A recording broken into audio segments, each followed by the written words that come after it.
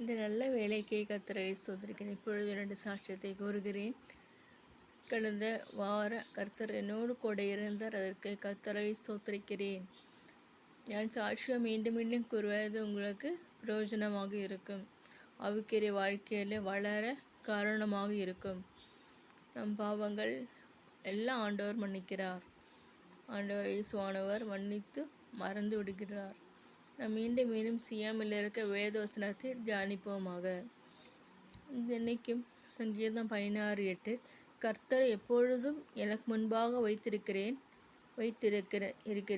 அவர் என் வலது பரிசத்தில் இருக்கிறபடியினால் நான் அசைக்கப்படுவதில்லை.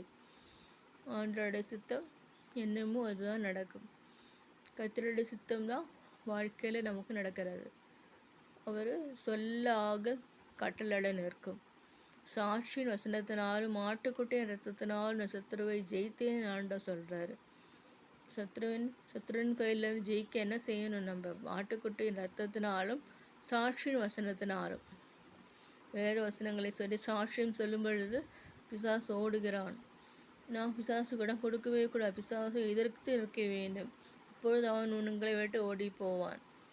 நாம் பல கடவுள்களை நாம் வணங்கலாம், அல்லனா நினைக்கலாம். ஆனால் அது ஒன்றும் கிடையாது. இயேசுவானவர் தான் உண்மையான ஜீவனுள்ள தேவன் என்று அறிய எனக்கு கிருபை பாராட்டின இயேசுவப்பாக்கு ஸ்தோத்திரிக்கிறேன். இயேசப்பா, எனக்கு நான் ஊழியம் தொடங்க காரணமே ட்ராக்ஸ் ஊழியம்தான். அதுவும் ஹாஸ்பிட்டல் மினிஸ்ட்ரி. அது செய்ய ஆரம்பித்தோன்னே ஆண்டவர் பேசுகிறார். அது செய்ய அது நான் செய்தேன். ஹாஸ்பிட்டல் அப்படியே எல்லாவற்றிலும் போல். அதுக்கப்புறம் நான் உட்காந்து எழுத ஆரம்பித்தேன். வசனத்தையும் பாடல்கள் இவற்றெல்லாம் பைபிள் வாசித்து அதில் அண்டர்லைன் பண்ணி நான் வாசிக்க ஆரம்பிக்க என் தேவன் என் வாழ்க்கையில் பெரிய போராட்டங்கள் இருந்தது. பெரிய சவால்கள் என் வாழ்க்கையில் கடந்து வந்தார். நான் அவற்றையெல்லாம் ஆண்டவர் விடுவித்தார். இன்னைக்கு நேர்த்தியாக சமாதானத்தின் நதியை போல ஊற்ற ஆண்டவர் கிருபை பாராட்டின தேவனாக இயேசப்பாக்கு ஸ்தோத்திரிக்கிறேன். என் தேவன் என்னை நித்தமும் நடத்தினார்.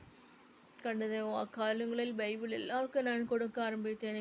என்னை யாரெல்லாம் பார்க்குறேன் அவங்களுக்கு எல்லாம் கொடுக்க ஆரம்பித்தேன். அதே போல் புத்தகங்களும் நான் படித்த புத்தகங்களும் அல்லாத புத்தகங்கள் எல்லாம் கொடுக்க ஆரம்பித்தேன். ஆனால் கேலி தான் செய்தார்கள், கிண்டல் தான் செய்தார்கள்.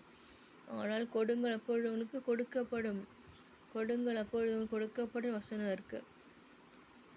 ஆண்டவர் சாட்சியமாக நிறுத்த நான் கொடுத்தேன். ஆகவே இவற்றின் மதியில் நான் வாழ்கிறேன். ஒவ்வொரு நாளும் நான் வாழும் பொழுது தேவனை யோசிப்பேன், ஏசப்பாவை யோசிப்பேன். ஏசப்பா என் வாழ்க்கையில் இப்படியெல்லாம் இருக்கிறது என்று யோசித்து ஜெபம் செய்வேன். ஆகவே நீங்களும் உங்கள் தனிப்பட்ட வாழ்க்கையில் ஜெபம் செய்யுங்கள். கூப்பிட்டு ஜெபிக்கலாம். ஊழியமே மருந்து, எனக்கு ஊழியமே மருந்து. சமாதானம் நிறைந்த ஒரு வேலை கிடைக்குமானால் போக வேண்டும். ஆனால் ஆண்டவர் ஊழியமே மருந்துன்னு சொல்கிறாரு. ஊழியமே மருந்து, ஊழியத்தை செய்யுமான்னு ஆண்டவர் என்னோடு பேசுகிறார். என் வாழ்க்கையில் எனக்கு விரோதம் எழும்பினவர்கள் அநேகம் பேர். ஆனால் என் தேவன் அவர்கள் மத்தியில் இயேசப்பா எனக்கு உதவி செய்தார். அவர் என்னை காத்து கொண்டார். நான் மடிந்து போகாமல் கர்த்தர் ஜீவனோடு காத்து கொண்டார். அதற்காக கர்த்தரை ஸ்தோத்திரிக்கிறேன். பல வேளைகளில் உலக சவால்கள் வருகிறது. ஆனால் சவால்களை நான் குடும்பத்தின் வெற்றிட நான் சவால்களை மேற்கொள்ள தேவன் கிருபை பாராட்டினார். ஆகவே இந்த நாளை கொடுத்து கொடானு கூட சோத்திரம் என்று சொல்லிக்கொண்டு என்னுடைய சாட்சி உரையை நிறுத்துகிறேன்.